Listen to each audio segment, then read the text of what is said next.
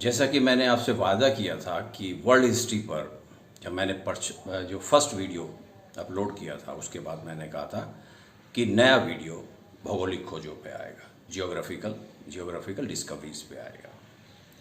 तो ये second video है वर्ल्ड हिस्ट्री में, कि वर्ल्ड हिस्ट्री को पूरी समझने के लिए एक इंट्रोडक्शन जरूरी है, भौगोलिक खोज जियोग्राफिकल डिस्कवरीज जरूरी है, कैसे डिक्लाइन ऑफ फ्यूडलिज्म हुआ, साम्राज्यवाद का पतन, सामंतवाद का पतन हुआ। उसी के बाद हम धीरे धीरे रेनेसां, रिफॉर्मेशन वगैरह जाएंगे, पूरी वर्ल्ड हिस्ट्री डील की जाएगी। जियोग्राफिकल डिस्कवरीज का यूरोप के इतिहास में नहीं, विश्व इतिहास में बहुत ज़्यादा महत्वपूर्ण है। इसका बहुत बड़ा सिग्निफिकेंस है। ये इतना महत्वपूर्ण था कि प्रोफेसर A.J. ग्रांट, इतिहासकार हैं, उन्होंने ये कहा है, the geographical discoveries of the period were one of the most startling developments which heralded the modern age। Grant साहब के शब्द हैं, क्या कह रहे हैं कि ये जो भौगोलिक खोजें हैं, ये इतनी बड़ी, इतनी महत्वपूर्ण, इतनी आश्चर्यजनक घटनाएं थी कि जिन्होंने आधुनिक युग का आगमन किया। उन घटनाओं में से एक है ये, यानी कि यूरोप को आधुनिक युग में ले जाने के लिए जो जो परिस्थितियां थी, जो जो कॉजेस थे, जो जो फैक्टर्स थे रेस्पॉन्सिबल, उसमें भौगोलिक खोजों भी एक थी। Professor A.J. ग्रांट के वर्ड। इस टॉपिक को हम 3 भागों में डिस्कस करेंगे। पहले भाग में हम डिस्कस करेंगे कि ये क्यों हुई। दूसरे में हम अध्ययन करेंगे, दूसरा पॉइंट इसका जो होगा, हेडिंग जिसको आप कह सकते हैं, या इसको जो टॉपिक को डिवाइड किया है कि यूरोप के किन किन राष्ट्रों ने, खासकर स्पेन और पोर्चुगल, यानी कि स्पेन और पुर्तगाल के क्या प्रयास रहे, उस पे होगा। और तीसरा जो सबसे महत्वपूर्ण है, इसके क्या इन्फ्लुएंसेज हुए, क्या इफेक्ट्स हुए, क्या इसका प्रभाव पड़ा भौगोलिक खोजों का। तो सबसे पहले हम लेते हैं क्यों ये शुरुआत हुई, इसकी जरूरत ही क्यों पड़ी, मतलब क्या इसके कॉजेस थे, फैक्टर्स क्या थे, व्हाई। तो सबसे पहले इसके फैक्टर्स या कॉजेस कह सकते हैं। इसमें सबसे महत्वपूर्ण, देखिए ये सब लोग जानते हैं, सब किताबों में लिखा है, कुस्तुनतुनिया का पतन 1453 में कुस्तुनतुनिया, कॉन्स्टेंटिनोपल का पतन हुआ, ऑटोमन टर्क्स वहां पे हावी हो गए, वो क्षेत्र उनके उसमें आ गया। क्या इसके वजह से अचानक ज्योग्राफिकल डिस्कवरी शुरू होने की? नहीं, यह भी एक बहुत बड़ा कारण था भौगोलिक खोजों का, लेकिन हमको थोड़ा मिडिल एज में, मध्य युग में चलना पड़ेगा। हम चलते हैं मार्को पोलो के एज में।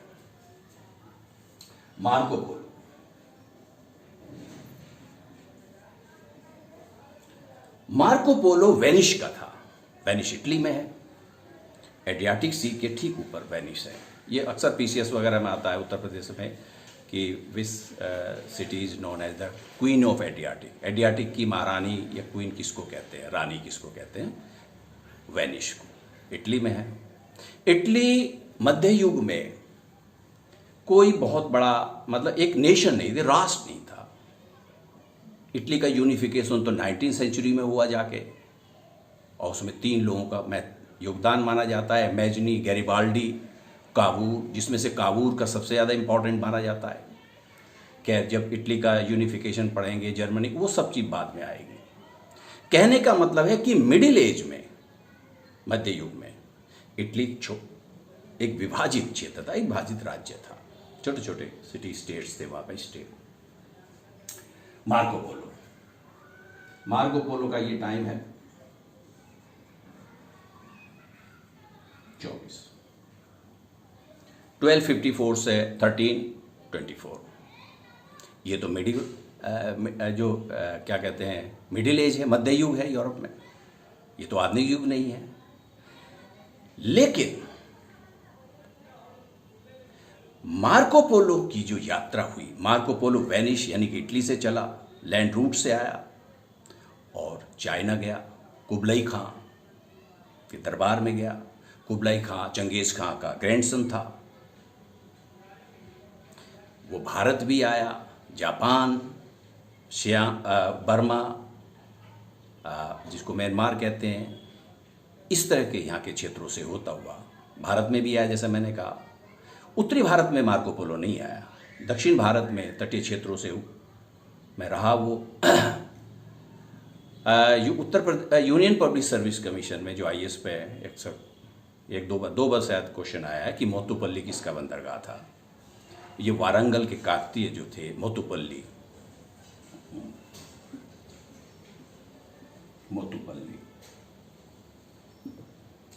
ये बंदरगाह में मार्को पोलो रुका भी, ठीक, एक्सट्रीम साउथ में भी गया, भारत के तटीय क्षेत्रों में होता हुआ वो वापस चला गया। मोतुपल्ली बंदरगाह वारंगल काकतीय था और उस वक्त उसने रानी रुद्र महादेवी, जिसको रुद्रांबा भी कहते हैं, शासक थी, क्योंकि उसके फादर के कोई पुत्र नहीं था, इसलिए पुत्री को ही उसने शासक बनाया था।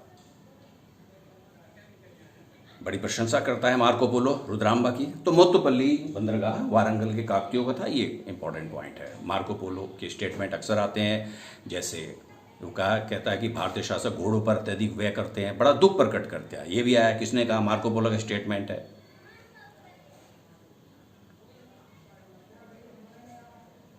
तो मार्को पोलो जब वापस लौटा तो उसने अपनी यात्रा का वृतांत लिखा, travels of Marco polo.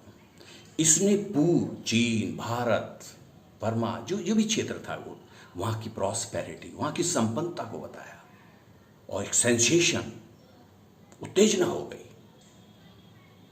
Europe में, पश्चिमी यूरोप में, दक्षिण यूरोप में। ऐसा भी है क्योंकि वो बहुत विकसित क्षेत्र से थे, बहुत संपन्न क्षेत्र से थे। तो मार्को पोलो की यात्रा, कुस्तुंतनिया का पतन है महत्वपूर्ण, लेकिन मार्को पोलो ने की यात्रा को हम नेग्लेक्ट नहीं कर सकते। इतिहासकार H.G. वेल्स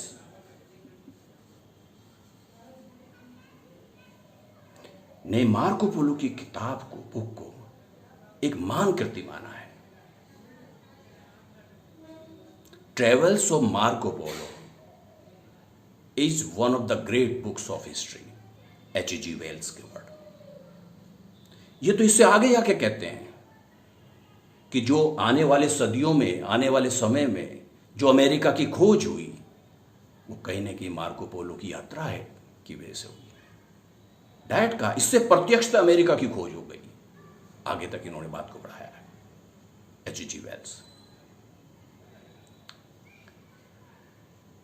तो मार्को पोलो का जो महत्वपूर्ण था योगदान।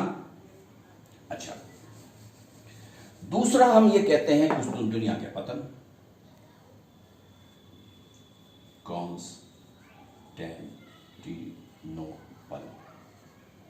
कुस्तुंतनिया। जैसे मैंने कहा, आज का तुर्की का जो इस्तांबुल शहर है वो कुस्तुंतनिया है। 1453 में ऑटोमन टर्क्स का यहां पे अधिकार हो गया और इससे पूर्व और पश्चिम के बीच जो व्यापार हो रहा वो बाधित हुआ। व्यापार कम हो गया, थोड़ा बहुत जो चल रहा था उस पे इतने शुल्क वगैरह वसूल करते थे कि उसको बहुत, यूरोप में जाके जब माल पहुंचता था बहुत महंगा हो जाता था, तो उसका कोई उसका कोई महत्व नहीं रह जाता था।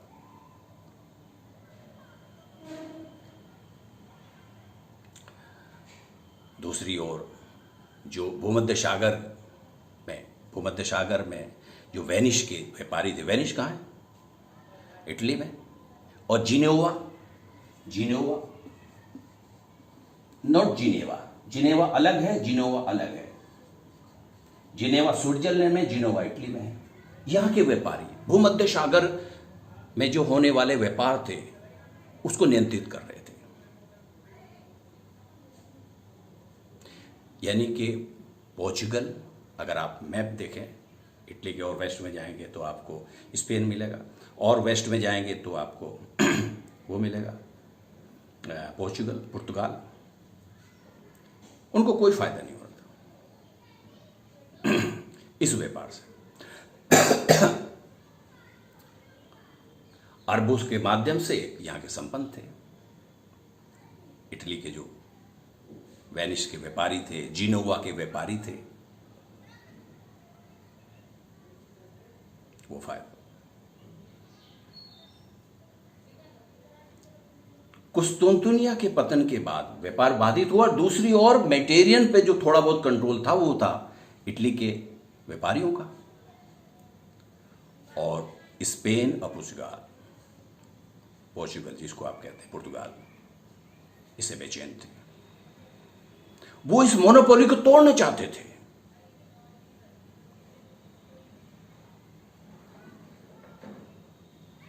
यह भी कारण था। कुस्तुनतुनिया के पतन के बाद परिस्थितियां चेंज हो गई।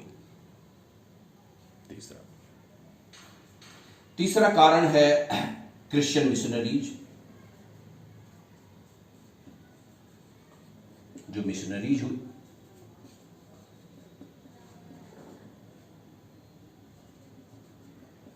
ये लोग भी व्यापारियों के पीछे पीछे गए। ये भी कुछ कन्वर्ट करने क्रिश्चियनिटी में लोगों को गए, तो इन्होंने अपने विवरण लिखे और पूर्व के देशों के संपत्ता को बताया। तो कहीं ना कहीं ये भौगोलिक खोजों के कारण बने। तीसरा कारण, पहला मार्को पोलो, कुस्तुनतुनिया के पतन, और तीसरा ईसाई मिशनरियों की भूमिका।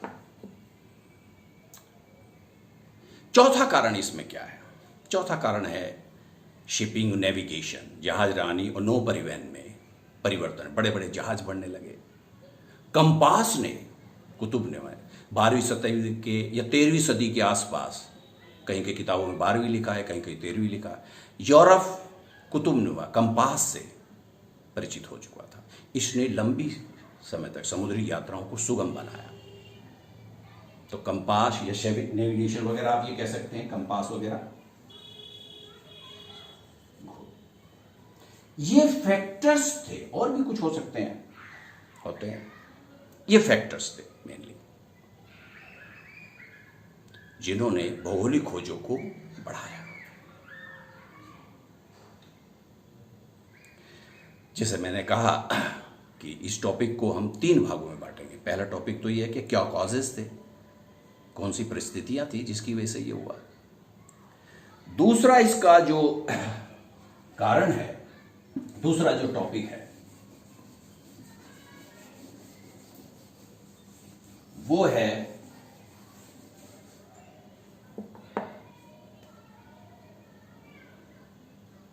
एफर्ट्स।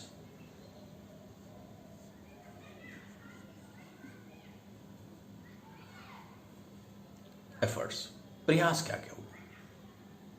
इसमें मेनली हम पोर्चुगल एंड पुर्तगाल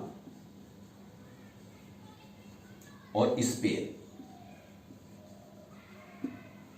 के एफर्ट को डिस्कस करेंगे।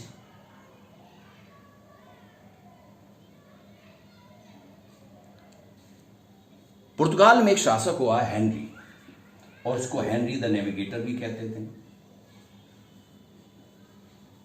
नेविगेटर, इसने सेलर्स को, नौसैनिकों को जो समुद्र में जाते हैं उनको काफी प्रमोट किया, फाइनेंशियल सपोर्ट किया। इसने समुद्री यात्राओं में, अन्वेषण में बहुत ज्यादा रुचि ली, और ज्योग्राफी का एक इंस्टीट्यूट स्थापित किया जहां पे भूगोलवेत्ता, ज्योग्राफर्स, कार्टोग्राफर, मानचित्र में जो भी एक्सपर्ट थे, मैथमेटिशियन, एस्ट्रोनॉमर्स, सबको इनवाइट किया, एक इंस्टीट्यूट स्थापित किया।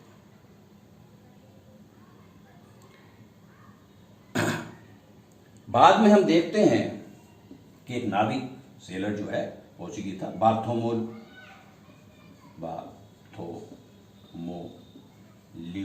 डियाज, ये पुर्तगाली था। पुर्तगाली बेचैन है नए मार्ग समुद्री खोजने के लिए, और बार्थोलोमे डियाज को ही वो क्रेडिट जाता है कि अफ्रीका महाद्वीप का दक्षिणतम बिंदु, केप ऑफ गुड होप, आसान द्वीप जिसको हिंदी में कहते हैं, कोई खोजने का। इस बिंदु को खोजकर ये वापस चला गया। इसके लगभग 10 साल के बाद वास्को डी गामा आता है।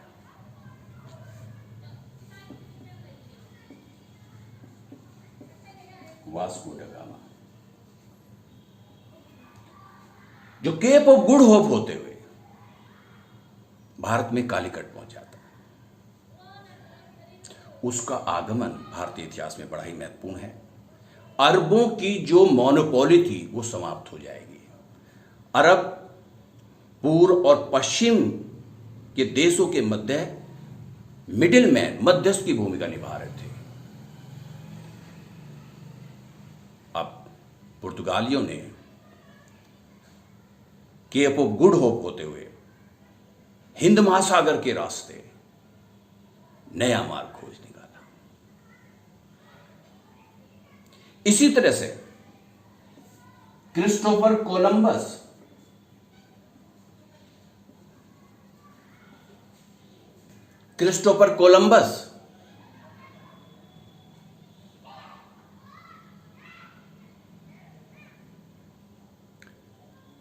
भारत की खोज में निकला, लेकिन पहुंच गया अमेरिका साइड,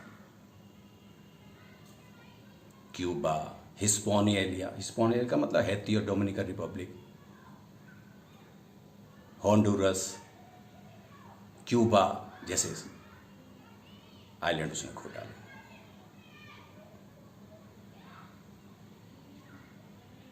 तो नए संसार की खोज की। हालांकि उसको ये एहसास नहीं था कि उसको ये मानता था कि मैंने ईस्ट इंडीज को खोज निकाला है।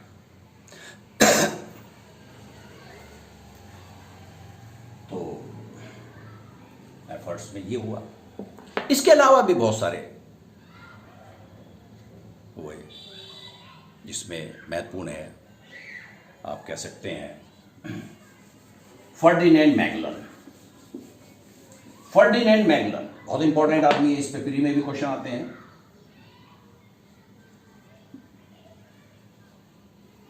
मैगलन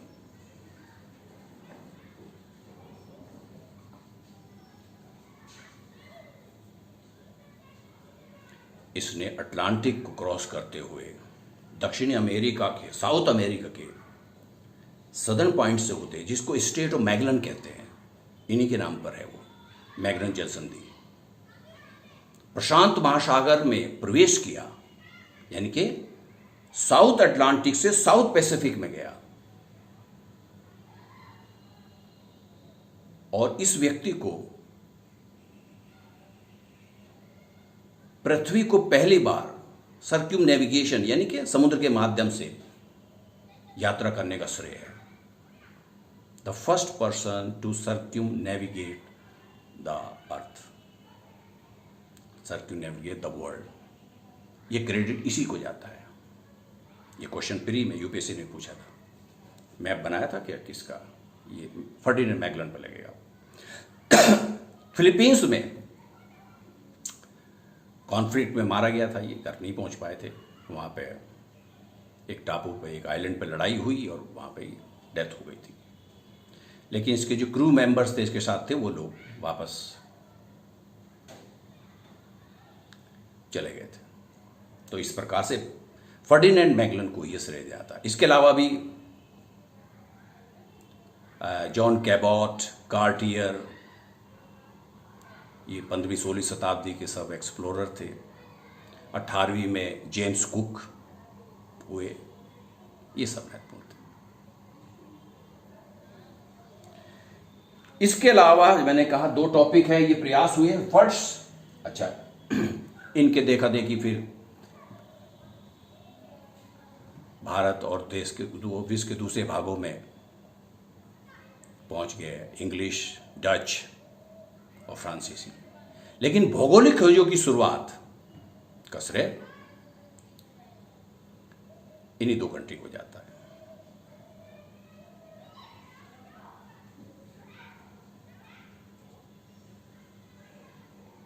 इन्हीं को जाता है। इसके पीछे प्रेरणा क्या थी? एक स्टेटमेंट मुझे इतिहासकार शेवेल का याद आ रहा है, फर्डिनेंड शेवेल।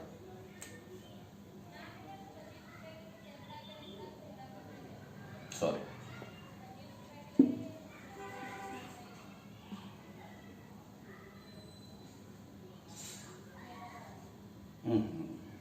शेवेल।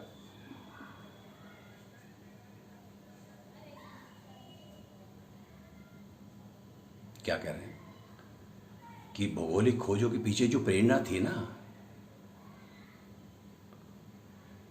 वो वाणिज्यिक और आर्थिक महत्वाकांक्षाएं थी, साथ साथ प्रतिद्वंद्विता थी। The strongest incentive to geographical exploration was furnished by the commercial and economic ambition and rivalry। क्या कह रहे हैं शेवेल साहब कि भौगोलिक खोजों के पीछे जो सबसे बड़ी सख्त प्रबल प्रेरणा थी वो थी आप वाणिज्यिक और आर्थिक महत्वाकांक्षा। ये पश्चिमी यूरोप के देश संपन्न होना चाहते थे और प्रतिद्वंद्विता भी थी, कहीं दूसरे राष्ट्र पिछड़ ना जाए, हम इटली से जल्द लड़ लें। इनका जब स्पेन और पुर्तगाल आगे चले तो लगभग 100 साल के बाद नए यूरोपियन कंट्रीज, डच, इंग्लिश, बाद में फ्रेंच आ गए। तो ये बहुत बड़ा कारण था।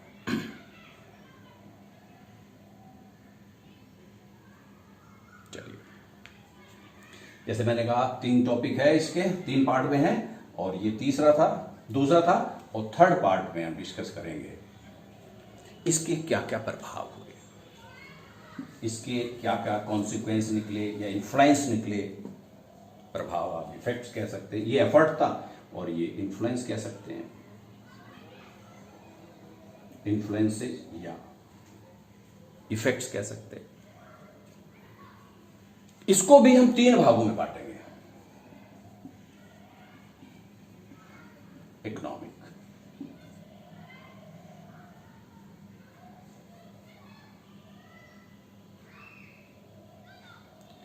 व्यापार वाणिज्य का बहुत के क्षेत्र में क्रांति आ गई।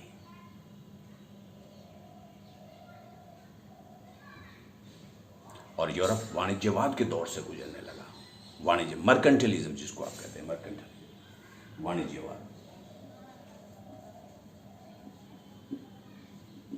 वाणिज्यवाद।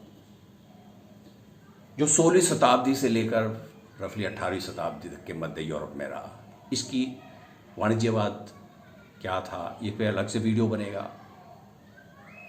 उपनिवेशवाद क्या थे, कॉलोनियलिज्म, इंपीरियलिज्म में दोनों में अंतर क्या है, ये सब बाद में टॉपिक आएंगे। लेकिन मोटे मोटे पर वाणिज्यवाद मैंने कहा 16वीं से 18वीं शताब्दी के बीच रहा यूरोप में। इसमें 2-3 चीजें आपको याद रखनी है। जो राज्य का इंटरफेरेंस है, राज्य हस्तक्षेप करता है। जो एक्सपोर्ट्स हैं वो अधिकतम हो गया, यानी कि ज्यादा से ज्यादा निर्यात करना है हमको, एक्सपोर्ट्स। और इंपोर्ट जो है वो कम से कम, मिनिमम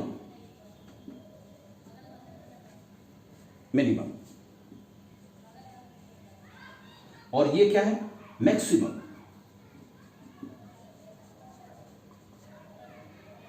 ये विशेषता है वाणिज्यवाद की। और तीसरा है accumulation of gold and silver, सोने चांदी का संग्रह करना है, एक्यूमुलेशन करना है, उसको संग्रह, एक्यूमुलेशन। और बुलियन, बुलियन भी कहते हैं इसको, बुलियन मतलब गोल्ड एंड सिल्वर, इस दौर से चला। आर्थिक पहलू क्या है?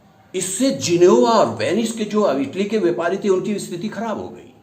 अब नई शक्ति यहां गई, स्पेन और पोर्चुगल। मैक्सिको, बोलीविया, पेरू की जो माइंस थी सिल्वर, सब खोद डाली, सब ले आए भर भर के लोग यूरोप में।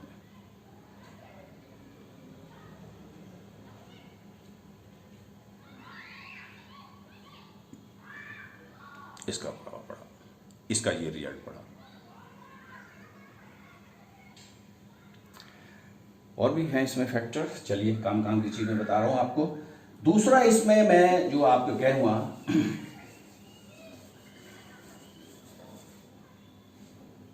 सोशल, यानी कि सामाजिक क्षेत्र में क्या बदलाव आए।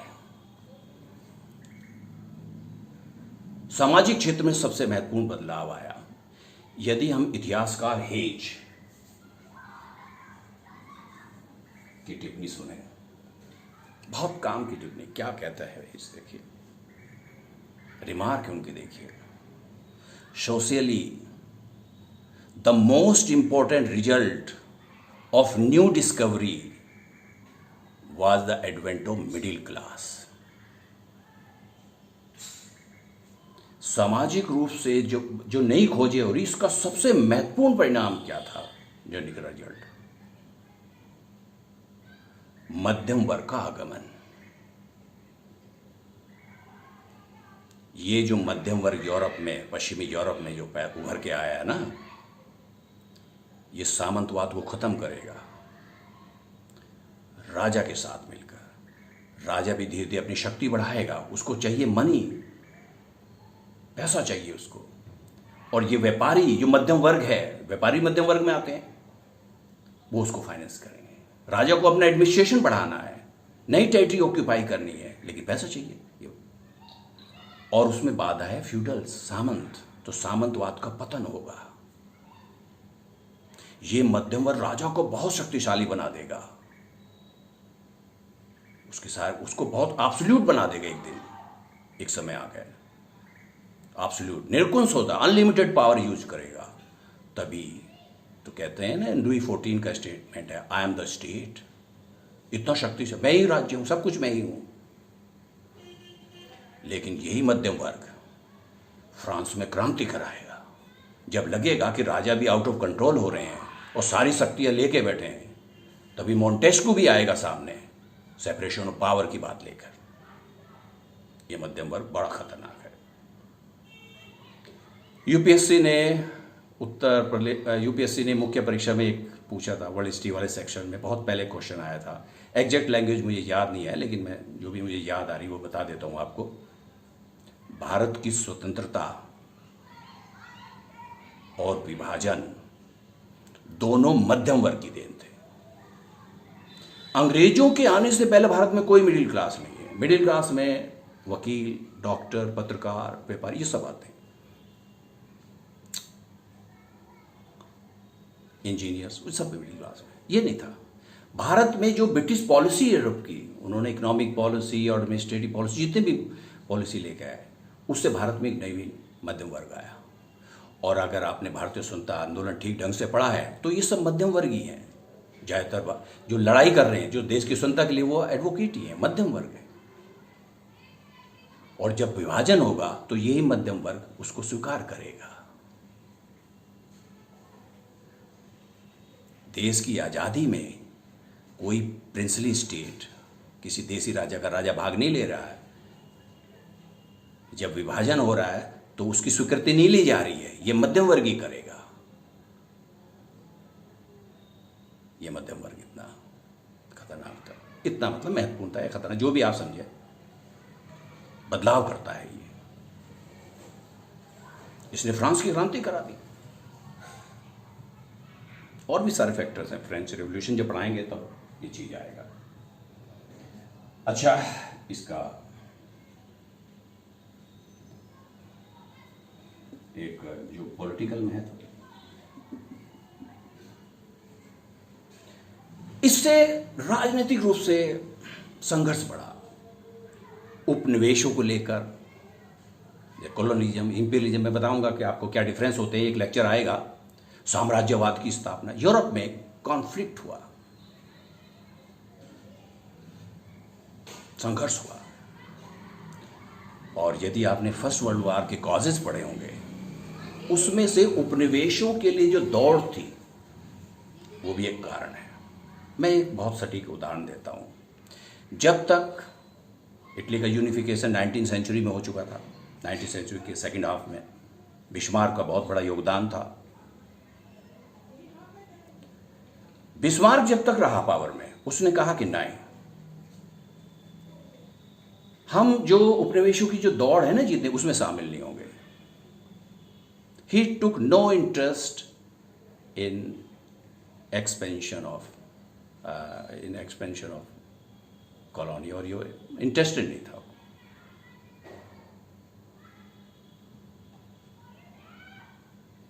कॉलोनी को कोई एक्सपेंशन में इंटरेस्टेड नहीं था। उसका स्टेटमेंट है, Germany is a saturated country, संतुष्ट है हम भाग नहीं लेंगे। लेकिन उसकी मृत्यु के बाद, जब वो पावर में नहीं रहा, जर्मनी ने उस पॉलिसी को चेंज कर दिया। विलियम कैसर सेकंड,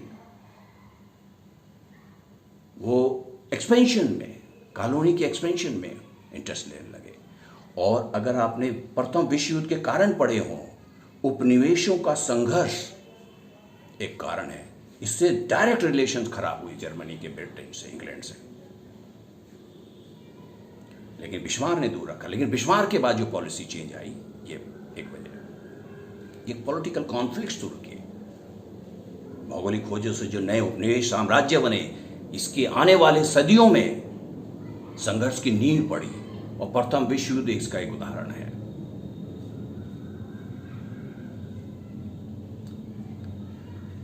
यूरोप की सभ्यता, अमेरिका, उत्तरी अमेरिका, दक्षिण अमेरिका, एशिया, साउथ में नीचे, ऑस्ट्रेलिया, न्यूजीलैंड जैसे क्षेत्रों में यूरोपीयकरण हो गया, यूरोपियनाइजेशन हो गया। इसका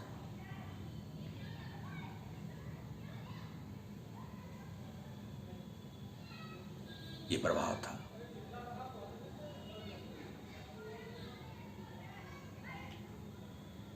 ये जो भौगोलिक खोजें बहुत महत्वपूर्ण थी।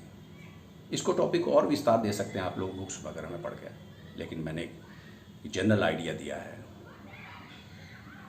लेक्चर खत्म करते हैं प्रोफेसर एजे ग्रांट के शब्दों से। ये ज्योग्राफिकल जो डिस्कवरी थी, इससे क्या हुआ, क्या महत्व? The contact with the new world, new people and new modes of life.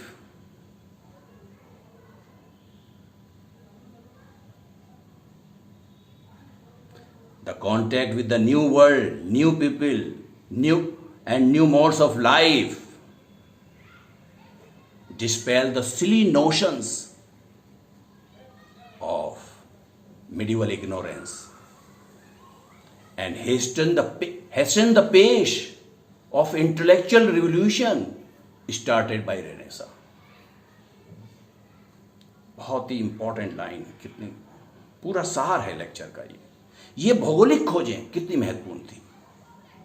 नए संसार, नए लोग, नए जीवन पद्धति से संपर्क हुआ यूरोप का, और जहां जहां गए वहां से यूरोप वाले के प्रति जानकारी हुई।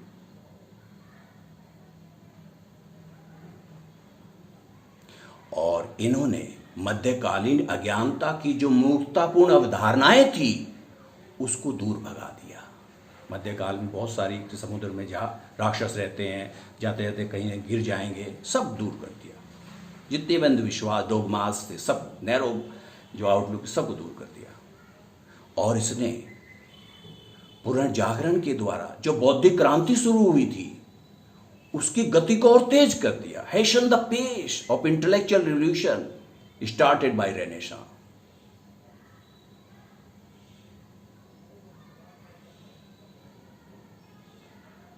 एक पॉइंट और, ये जो